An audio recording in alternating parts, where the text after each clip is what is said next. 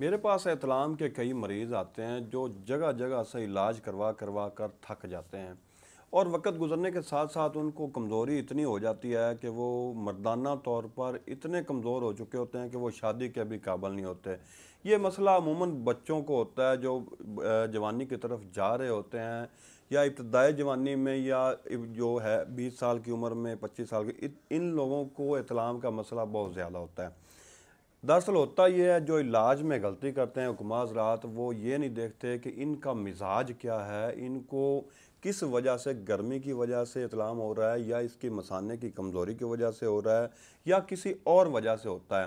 کیونکہ احتلام کئی وجوہات کے، اس میں کئی وجوہات ہوتی ہیں احتلام کے ہو جانے میں، تو اصل وجہ کو تلاش کر لینا ہی احتلام کا علاج ہے۔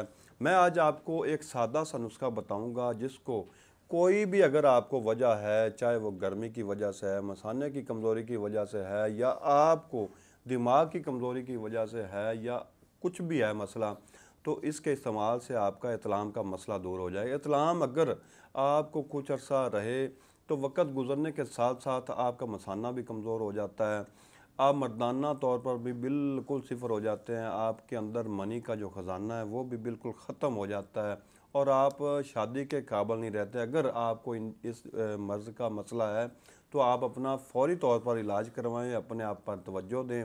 تو نسخہ نوٹ کر لیں: پھلی ککر کچی جو ہوتی ہے وہ آپ نے لینی ہے 30 گرام، مغز تمر ہندی 30 گرام، آرد سنگاڑا 20 گرام، کمر کس 20 گرام، داڑھی برگد جو ہوتی ہے وہ لینی ہے 30 گرام، صلاح جیت اصلی والی 10 گرام۔ اس نسخے کو باریک کر کے اس کو اپنے صفوف تیار کر کے رکھ لینا ہے۔ اس صفوف میں سے آپ نے آدھا چمچ جو ہے وہ لینا ہے پانی کے ساتھ، نارمل پانی ہو، بہت ٹھنڈا یا گرم پانی نہیں لینا۔ پانی کے ساتھ آپ نے آدھا چمچ استعمال کرنا ہے، 15 دن اس کو استعمال کریں، انشاءاللہ احتلام کا مسئلہ آپ کا وہ ختم ہو جائے گا۔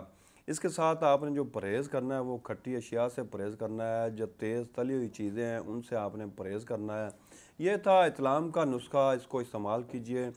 تو حکیم محمد احمد کو اجازت دیجیے گا۔ اللہ حافظ۔